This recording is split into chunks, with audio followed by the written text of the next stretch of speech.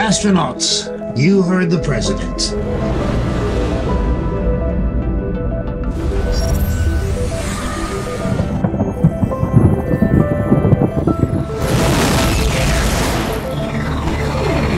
And that's something we call the Sentinel. Halo semuanya, selamat datang kembali di channel Ruang Film, sebuah informasi untuk kalian penikmat konten spoiler. Oke, di video kali ini kita akan kembali membahas film fiksi ilmiah berjudul Sentinel yang dirilis tahun 2024. Film ini bercerita tentang keadaan umat manusia di masa depan yang terpaksa membangun koloni di bulan gara-gara bumi diinvasi alien. Jadi nggak usah lama-lama, kita langsung masuk aja ke pembahasan filmnya. Dikisahkan pada tahun 2140, bumi mengalami kehancuran global akibat invasi ras alien yang disebut dengan Sentinel. Di tengah keadaan tak menentu tersebut, sekelompok pejuang manusia justru nekat mendatangi sarang alien untuk membebaskan sandera yang ditahan di sana. Namun sayangnya, aksi para pejuang tersebut diketahui Sentinel yang kemudian memburu mereka, hingga menyisakan seorang pejuang bersama istri dan bayinya serta seorang gadis remaja. Dalam keadaan terdesak, pejuang itu meminta si gadis membawa bayinya pergi serta memberikan doktek miliknya sebagai tanda pengingat. Sementara ia dan istrinya akan mencoba menahan alien tersebut meski pada akhirnya keduanya tewas terkena tembakan laser. Scene kemudian berpindah ke tahun 2180 atau sekitar 40 tahun sejak invasi alien. Umat manusia yang tersisa kini tinggal di sebuah koloni pertambangan di bulan. Meski begitu, perjuangan melawan alien tidak pernah berhenti. Dua orang ilmuwan yaitu Doc dan J sedang berselisih paham mengenai proyek penelitian rahasia mereka. Doc berkata bahwa perangkat itu sudah siap digunakan, tapi J masih butuh waktu untuk memverifikasi data-datanya, karena ia khawatir perangkat tersebut tidak bekerja dengan sempurna. Namun di saat yang bersamaan, sebuah robot humanoid memberikan daftar nama 3 orang terpilih dari presiden untuk melaksanakan misi terbaru mereka, yaitu mendatangi sebuah benteng di bumi dengan badai listrik di atasnya untuk menyegel portal dimensi tempat dari mana datangnya alien Sentinel. Ketiga kandidat tersebut adalah Damon, Robin, dan yang terakhir adalah Jared William yang merupakan bayi laki-laki dari pejuang yang gugur sebelumnya. Doc menyebut mereka bertiga adalah kandidat terbaik selama pelatihan berdasar kemampuan spesial masing-masing. Tapi Robin meragukan hal tersebut karena tidak ada satu orang pun berhasil dalam latihan simulasi. Yang artinya jika misi ini sudah ditetapkan maka kegagalan bukan pilihan. Maka dari itu Doc sudah mempersiapkan baju pelindung terbaru yang dilengkapi sistem pertahanan bionik, seperti menahan serangan laser dalam skala kecil, senjata biologis ataupun senjata kimia.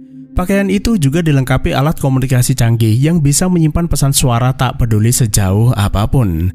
Namun ada hal penting lain yang harus mereka perhatikan saat berada di bumi, yaitu gravitasi. Diketahui gravitasi bulan hanya 1/6 gravitasi bumi, dan setelah bertahun-tahun tinggal di bulan, tentunya mereka butuh penyesuaian ulang karena di atas kertas bobot mereka akan naik 6 kali lipat. Sebelum berangkat, Doc menunjukkan video rekaman misi penyelamatan para pejuang 40 tahun yang lalu untuk memberi gambaran pada mereka bertiga bagaimana keadaan bumi saat itu. What is your mission?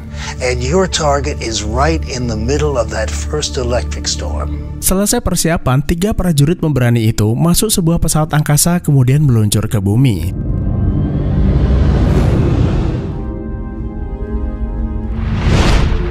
Astronauts, you heard the president.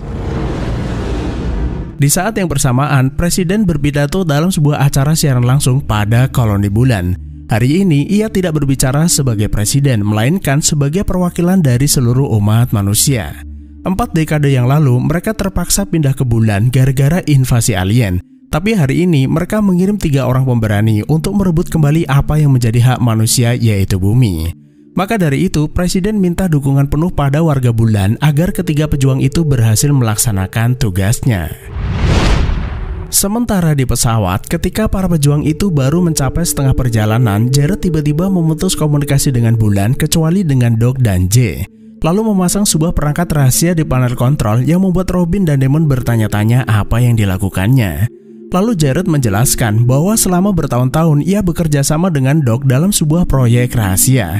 Seperti yang mereka ketahui, tidak ada satu orang pun lulus dalam latihan simulasi.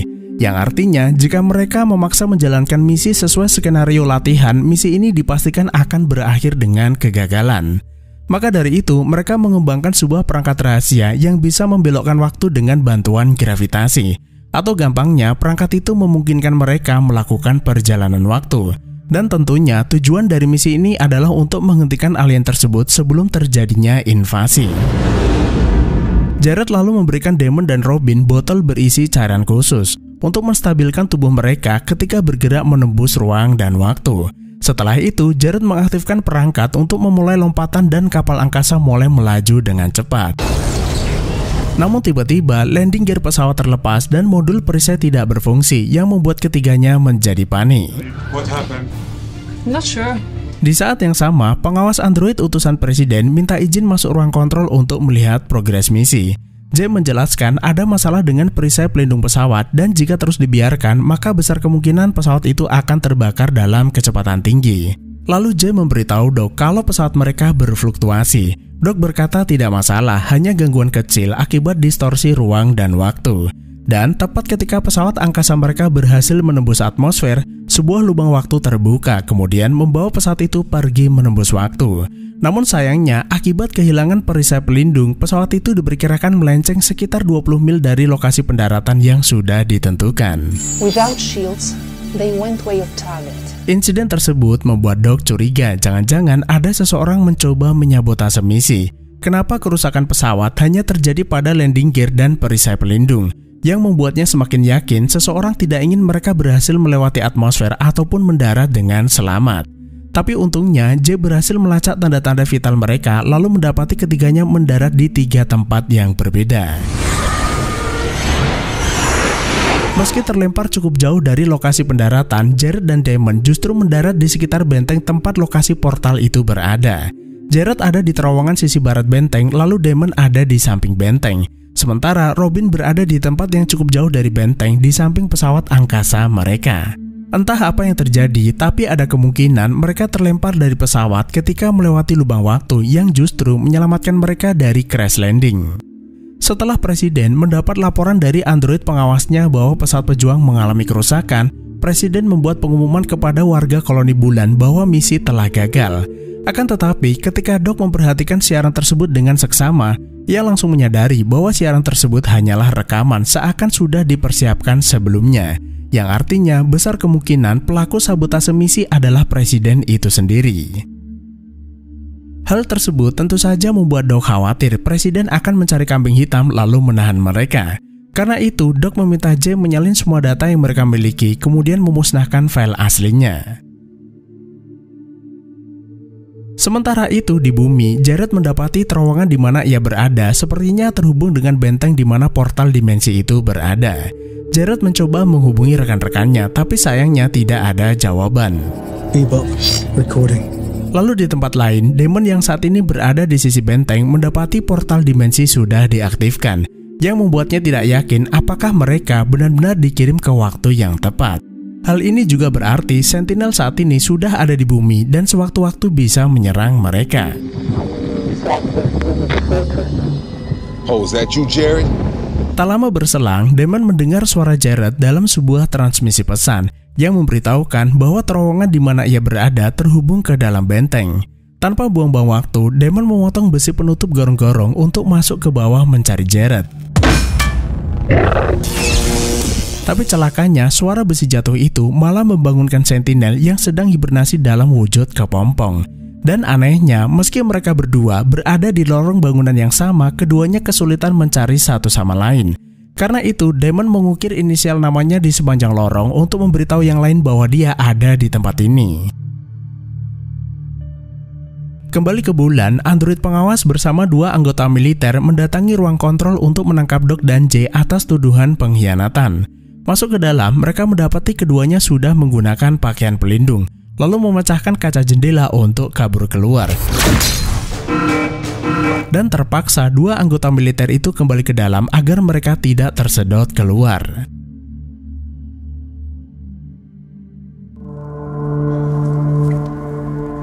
Kembali ke bumi, Robin saat ini berada di sebuah kota yang sepertinya baru saja diserang alien. Robin lalu mencoba menghubungi yang lainnya, tapi sayangnya tidak ada jawaban.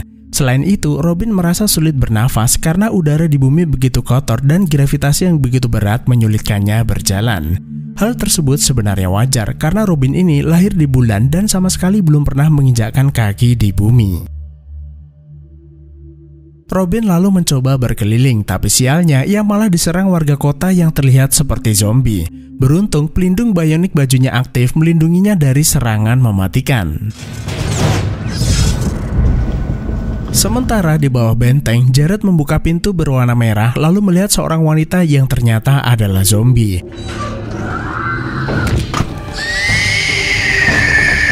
Demon yang berada di sekitar area tersebut bisa mendengar suara Jared lalu bertanya di mana posisinya. Tapi Jared sama sekali tidak menjawab. Selain zombie wanita tersebut, radar mendeteksi ada belasan zombie bergerak ke arah Jared. Karena nggak ada pilihan, Jared terpaksa balik kanan lalu mengelas pintu agar zombie-zombie itu berhenti mengejarnya. Jika dilihat dari pola serangannya, Jared menduga mereka dikendalikan sesuatu yang mungkin saja adalah Sentinel itu sendiri. Akan tetapi Jared tidak menyadari. Sentinel diam-diam memperhatikan gerak-gerik Jared dari balik kegelapan lalu menyerangnya.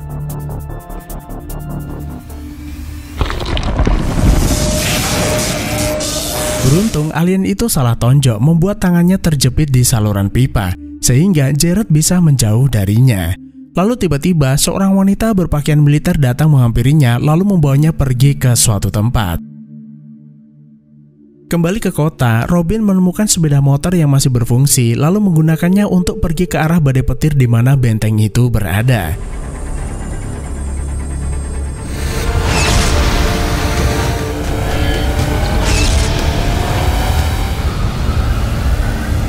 Sampai di sana, Robin mendeteksi sinyal Damon dan Jared ada di dalam benteng tersebut lalu memutuskan masuk ke dalam. Sementara itu di bulan, Doc dan Jay yang berhasil kabur menceritakan dugaan sabotase misi yang dilakukan Presiden pada warga bulan di sebuah bar. Saat ini mereka butuh bantuan mereka untuk mendapat akses ke pemancar utama agar bisa terhubung dengan ketiga pejuang yang mereka yakini masih hidup. Namun sayangnya tidak ada satu orang pun yang percaya. Sampai akhirnya seorang pria yang merupakan insinyur pemerintah mengaku dialah yang menyabotase misi karena dijanjikan uang oleh Presiden. Tapi Presiden tidak menepati janjinya dan malah mengancam akan menghabisinya. Karena faktanya Presiden Bulan adalah orang yang sangat serakah dan haus akan kekuasaan. Ia sengaja memberi perintah sabotase itu karena tidak benar-benar ingin bumi terbebas, sehingga ia bisa terus menikmati kekuasaannya selama manusia tinggal di bulan. Karena itu, ia merasa sangat bersalah dan sebagai gantinya, ia akan membantu Doc dan Jay mendapatkan akses tersebut. Lalu seorang wanita yang merupakan ahli IT menawarkan bantuan jika mereka butuh seseorang untuk meretas sistem pemancar tersebut. We can create a connection. I will go. I found an intruder. Kembali ke bumi, wanita yang sebelumnya menyelamatkan Jared membawanya ke tempat di mana para pejuang berkumpul. Namun di luar dugaan, ketika Jared bertemu dengan pemimpin pejuang bernama William, Jared langsung menyadari bahwa pria itu adalah ayahnya. Setelah Jared melihat kalung Doctech miliknya sama persis dengan kepunyaannya. Hal ini berarti Jared berada di waktu sekitar 40 tahun yang lalu. William lalu bertanya dari mana asalnya serta teknologi macam apa yang ia gunakan karena terlihat futuristik dan canggih mirip teknologi yang dimiliki alien. Jared mengaku kalau ia berasal dari pangkalan bulan dan senjata miliknya adalah senjata khusus yang ia rancang sendiri untuk melawan Sentinel, yang tentu saja langsung ditertawakan para pejuang tersebut. I'm from the moon base. That she told.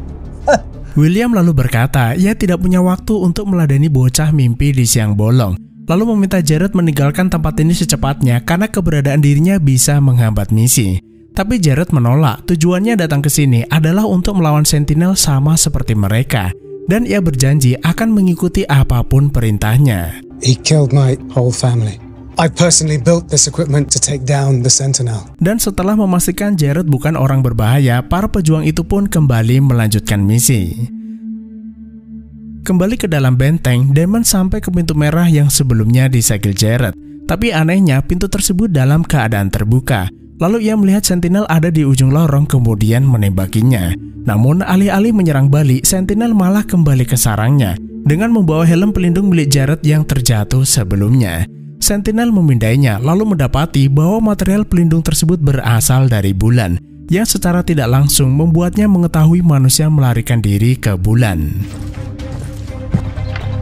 Sementara di tempat lain, Jared dan para pejuang sampai di sebuah lokasi yang merupakan tempat Sentinel mengumpulkan manusia untuk diubah menjadi pasukan alien. Tujuan utama misi mereka saat ini sebenarnya bukan untuk melawan alien, karena William menyadari besarnya perbedaan kekuatan di antara mereka. Tapi setidaknya mereka bisa mencoba menyelamatkan orang-orang di mana istrinya juga disandera di tempat tersebut. William lalu meminta anak buahnya memasang bom untuk menghancurkan kontainer. Tapi di saat yang bersamaan, Sentinel malah menurunkan salah satu kontainer tersebut ke dalam sarangnya, lalu menyebarkan parasit yang nantinya akan mengubah manusia-manusia itu menjadi zombie. Kembali ke bulan, Doc dan Jay akhirnya berhasil meretas pemancar utama untuk terhubung dengan Jared dan yang lainnya. There are different timelines. Akan tetapi, setelah mereka mendapat data perjalanan, mereka malah dibuat terkejut karena ketiganya mendarat di waktu yang berbeda. Jared pergi ke tahun 2140, di mana saat itu mulai terjadi invasi alien.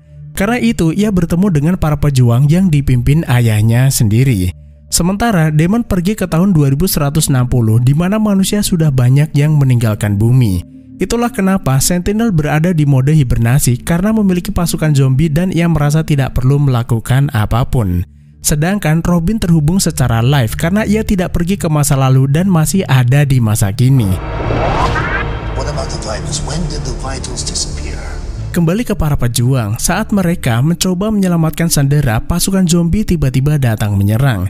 Meski jumlah mereka cukup banyak, tapi para pejuang tersebut berhasil mempertahankan diri. Dan akhirnya mereka berhasil menyelamatkan para sandera termasuk istri William dan bayinya. Tapi kegembiraan mereka tak berlangsung lama, karena tiba-tiba Bapak Sentinel bersama rombongan zombie dalam jumlah yang besar datang menyerbu. Dan kali ini para pejuang pun dibuat kewalahan hingga tak ada jalan lain selain melarikan diri. Sementara itu, di tahun 2160, Damon sampai di sektor 19 yang merupakan lokasi pendaratan yang seharusnya. Lalu di waktu yang berbeda, Robin ternyata juga sampai di sektor 19 dengan inisial huruf D yang berarti Damon. Damon lalu mencoba menghubungi kedua rekannya untuk memberitahu bahwa ia ada di sektor 19. Robin yang ada di tahun 2180 bisa mendengar pesannya meski sedikit terdistorsi. Lalu Robin balik bertanya, Damon ada di mana? Tapi Damon tidak menjawab pertanyaan Robin karena Damon memang tidak bisa mendengarnya. Nah, dari sinilah Damon mulai menyadari bahwa sepertinya ada yang salah saat mereka melakukan lompatan, yang mungkin saja ketiganya saat ini berada di waktu yang berbeda. Salah satu alasan kenapa Robin bisa mendengar suara Damon karena Robin ada di masa depan Damon, di mana suara Damon ibarat sebuah rekaman dari masa lalu yang tersimpan dalam alat komunikasinya, kemudian diunduh secara otomatis oleh alat komunikasi Robin. Hal ini juga sama dengan yang terjadi pada Jared. Karena Damon ada di masa depan Jared, di mana suara Jared merupakan rekaman pesan dari masa lalu. Dan tentunya alasan kenapa seseorang yang ada di masa lalu tidak bisa mendengar suara yang ada di masa depan, karena dari sudut pandang masa lalu, masa depan belumlah terjadi. Adegan kemudian memperlihatkan para pejuang itu terlibat adu tembak dengan Sentinel. Dan seperti yang teman-teman ketahui, adegan ini merupakan kejadian yang kita lihat di awal film.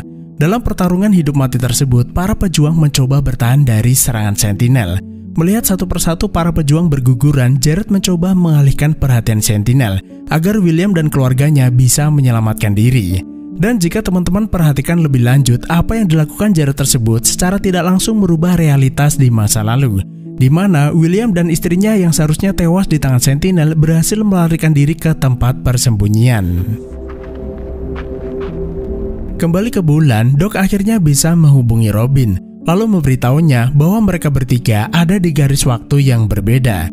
Damon ada di tahun 2160, sedangkan Jared ada di tahun 2140. Meski begitu, bukan berarti misi ini dianggap gagal. karena mereka bertiga tetap harus berjuang melawan Sentinel di garis waktu masing-masing. Lalu Doc memberitahu bahwa kekuatan Sentinel sangat bergantung pada listrik. Satu-satunya cara untuk menghentikannya adalah menggunakan bom EMP. Meski tidak bertahan lama, tapi setidaknya akan melumpuhkan Sentinel dalam rentang waktu tertentu, dan ia bisa memanfaatkan waktu tersebut untuk menghancurkannya. Setelah itu, Robin memasang sebuah perangkat bom untuk mengantisipasi kedatangan Sentinel. Dan di saat yang bersamaan, Doc mendengar suara Jared yang berteriak ke arah Sentinel menandakan bahwa Jared tengah berjuang melawan alien tersebut. Namun sayangnya, komunikasi mereka tiba-tiba terputus karena anggota militer mengetahui peretasan tersebut kemudian menghancurkan antena komunikasi. Kembali ke bumi, baik Jared, Damon, ataupun Robin saat ini tengah bertarung dengan Sentinel di garis waktunya masing-masing. Di garis waktu Jared terlihat kesulitan melawan Sentinel. Tembakan laser Sentinel mengenai Jared lalu menusuk tubuhnya. Di saat terakhirnya, Jared mengorbankan diri dengan meledakkan bom yang dibawanya. Meski tidak sampai membunuh Sentinel, tapi ledakan itu merusak senjata laser miliknya. Hal tersebut tentu saja berpengaruh pada Sentinel yang ada di masa depan. Karena senjatanya rusak, baik Damon ataupun Robin bisa mengimbanginya. Damon pun memanfaatkan keadaan tersebut untuk memberondong Sentinel hingga membuat perisai wajahnya hancur. Tapi sayangnya, Sentinel berhasil menghempaskan Damon hingga membuat tanda vitalnya menghilang. Dan kini, harapan terakhir umat manusia hanyalah Robin. Namun sayangnya, Sentinel di garis waktu ini pun berhasil menumbangkannya. Lalu tiba-tiba datang sosok misterius menembaki Sentinel hingga memaksanya mundur. Sosok tersebut tak lain dan tak bukan adalah Damon yang sudah tua, yang ternyata Damon masih hidup ketika kalah bertarung melawan Sentinel, dan Sentinel yang tidak menyadarinya meninggalkannya begitu saja. Selama 20 tahun ini, ia sengaja bertahan di bumi di saat sebagian besar para manusia berada di bulan. Sampai akhirnya ia mendengar keributan di sektor ini kemudian menyelamatkannya. Lalu Robin bertanya, apakah tidak sebaiknya mereka mencari cara pergi ke tahun 2140 untuk menyelamatkan Jared? Damon mengiyakan, tapi mungkin mereka harus pergi ke waktu sebelum itu mencegah serangan Sentinel. Sementara itu, Sentinel yang terluka cukup parah membuka portal menuju bulan lalu menyerang siapapun yang ada di sana. Warga bulan pun bahu-membahu melawan Sentinel sampai akhirnya seorang kakek tua menyerangnya dengan sebuah tombak hingga membuatnya tersungkur.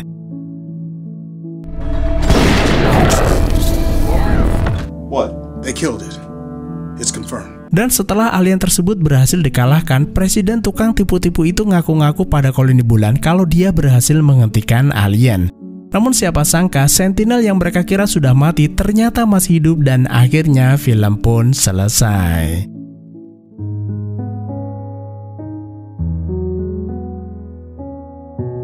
Dan seperti kebanyakan film fiksi ilmiah pada umumnya, sutradara membiarkan para penonton menebak apa yang selanjutnya terjadi.